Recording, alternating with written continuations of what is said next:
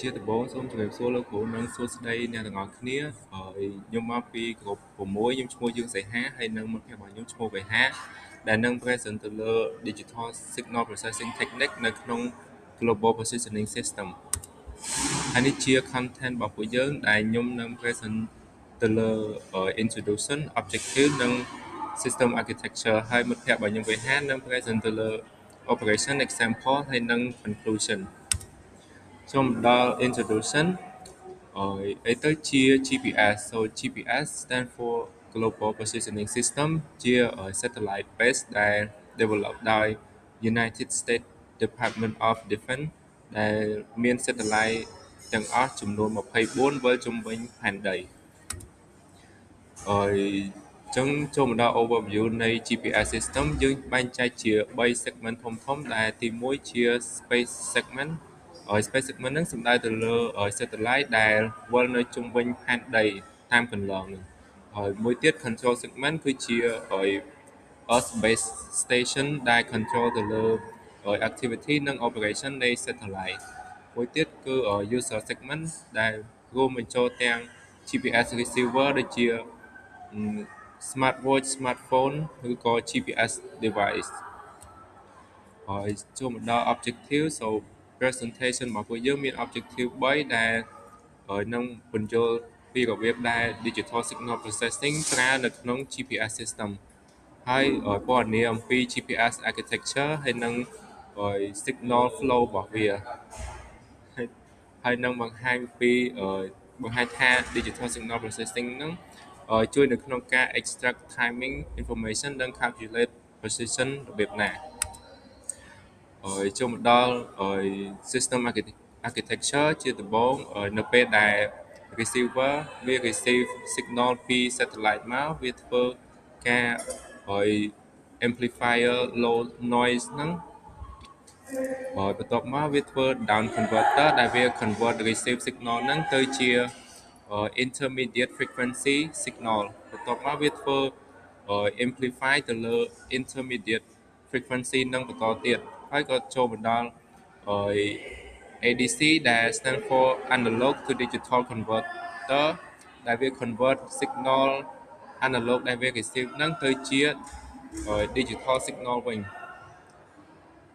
ហើយចូលមកដល់ digital signal processor ដែលវា generate PRN code ដែល PRN code ហ្នឹងគឺជា code unique មួយដែលសម្គាល់ satellite ផ្សេងៗគ្នាបន្ទាប់មកចូលមកដល់ microprocessor ដែលវា perform calculation នៃ position និង provide ជា timing signal បន្ទាប់មកវាក៏ display ថា receiver ហ្នឹងនៅក្នុង position ណានៃផែនដី so inside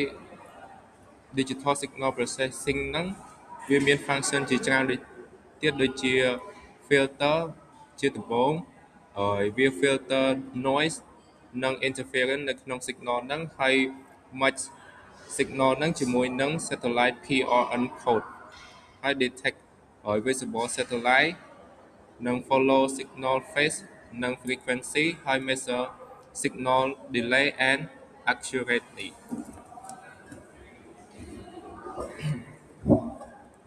អូខេអញ្ចឹងជាថ្មីម្ដងទៀតខ្ញុំបាទឈ្មោះអេសផលវេហា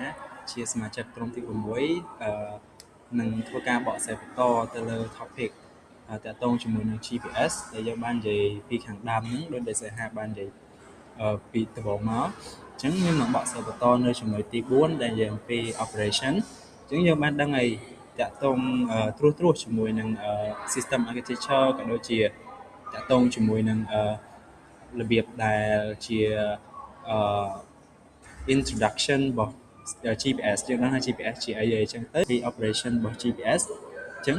ដំបូងឡើយគឺ GPS វាដំណើរការដោយការ transmit នៅ GPS signal ដែល GPS signal ហ្នឹងគឺជា signal មួយដែលវាជាគេហៅថា low frequency signal ដែលវាងាយ affect ទៅលើទ្រង់ទ្រាយរបស់ signal វាមែនតើប៉ុន្តែគេមានវិធីសាស្ត្រនៅក្នុងការធ្វើឬក៏ដូចជា capture ទៅលើ signal មួយហ្នឹងដើម្បីធ្វើឲ្យវាមានប្រសិទ្ធភាពនៅក្នុងការប្រើប្រាស់ទៅលើការទាញយកនៅ data ឬក៏ នៅផលប្រយោជន៍ផ្សេងៗពី signal ហ្នឹងដែលយើងអាចបង្កើតបានទៅ GPS ចឹងទៅអញ្ចឹងបន្ទាប់ពី satellite transmit នៅ GPS signal ហ្នឹងហើយអញ្ចឹង antenna ដែលនៅខាងក្រោមដីហ្នឹងយើងដឹងហើយថា GPS គឺវា orbit ជុំវិញផែនដីអញ្ចឹងទៅវាស្ថិតនៅលើលំហអាកាសវាមិនមែននៅលើដីទេអញ្ចឹងនៅពេលដែលវា transmit signal ពីលំហមកកាន់ផែនដីអញ្ចឹង antenna ដែលនៅលើផ្ទៃដីហ្នឹងគឺវា capture ទៅលើ signal ទាំងអស់មួយហ្នឹងវា capture ទៅលើ signal ទាំងអស់ហ្នឹងអញ្ចឹងក្រោយពេលដែលវា capture បានគឺ signal ហ្នឹងវានឹងធ្វើ processing នៅក្នុងការធ្វើ filter ដើម្បីremove noise ដែលខ្ញុំបាននិយាយអញ្ចឹងថា satellite គឺវានៅលើ space អញ្ចឹងនៅពេលដែលវា transmit signal របស់វាមកកាន់ផែនដីវាប្រកាសជាឆ្លងកាត់នៅបរិយាកាសផែនដីជាច្រើនដូចជាហើយដែលវាបង្កឲ្យមាន noise ដូចជាសំឡេងដូចជាពលឺព្រះអាទិត្យដូចជាខ្យល់ដូចជាអីជាដើមដែលវាជាភ្នាក់ងារនៅក្នុងការបង្កឲ្យខូចទ្រង់ទ្រាយរបស់ signal ហ្នឹងហើយក្នុងពេលដែលវាជា low frequency signal ស្រាប់ផងអញ្ចឹងវាអាច affect ទៅលើ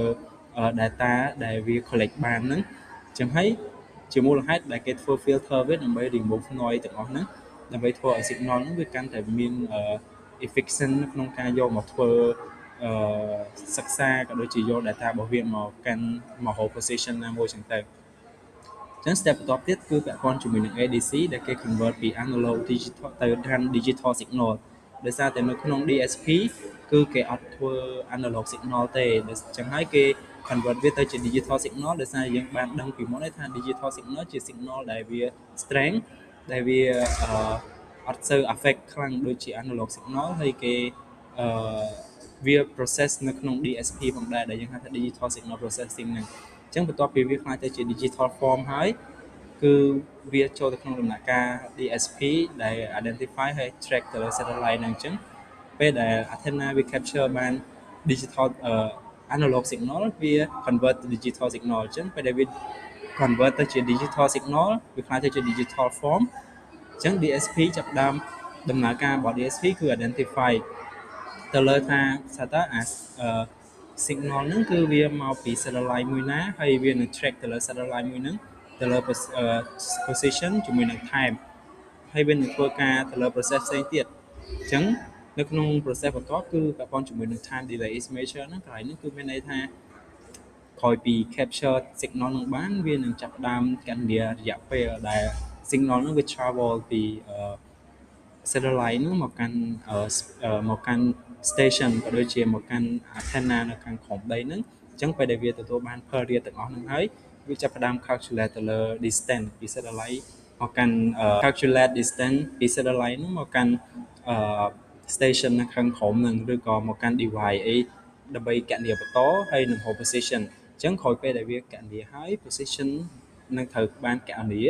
ហើយដោយប្រើ multiple satellite មានន័យថាការគណនាទៅលើ position របស់object មួយឬក៏របស់អីមួយដែលយើងចង់ដឹង position របស់វាចង់ដឹង location របស់វាគឺគេអត់ប្រើ satellite តែមួយទេដើម្បីមកគណនាគឺគេប្រើ satellite at least 4 satellites ដោយសារតែ satellite មួយវាមាន role រៀងខ្លួនរបស់វាដូចជា3 satellite ហ្នឹងគឺវា for 3D dimension ដោយសារតែវា role របស់វាទៅលើពាក់ព័ន្ធជាមួយនឹង altitude latitude ហើយជាមួយនឹង longitude ដូចជាដើមដែលវានិយាយអំពីរយៈបណ្ដោយរយៈទទឹងរយៈកម្ពស់អីហ្នឹងដូច 3D x y z ចឹងអញ្ចឹង hold position ហ្នឹងហើយ satellite មួយទៀតវា control ទៅលើគេហៅថា atomic clock មានន័យធ្វើឲ្យកាន់តែ accurate ទៅលើ position ដែលវា calculate បានហ្នឹងអញ្ចឹងហ្នឹងគឺជា operation នៅក្នុងដំណើរការរបស់ GPS ដែលវាតាំងពី detect signal ហ្នឹងរហូតដល់ការ guarantee ឲ្យចេញទៅជា location មួយដែលវាជាក់លាក់ហើយអាចប្រើប្រាស់ដូចសប្តាហ៍ថ្ងៃបានអញ្ចឹងក្រោយពីយើងដឹងពី operation របស់វាយើងនឹងចូលទៅដល់ example គឺពាក់ព័ន្ធជាមួយនឹងទូរស័ព្ទអញ្ចឹងនៅពេលដែលយើងចង់ hold location ណាមួយយើងនឹងបើកទូរស័ព្ទទៅលើ application ផ្សេងៗដូចជា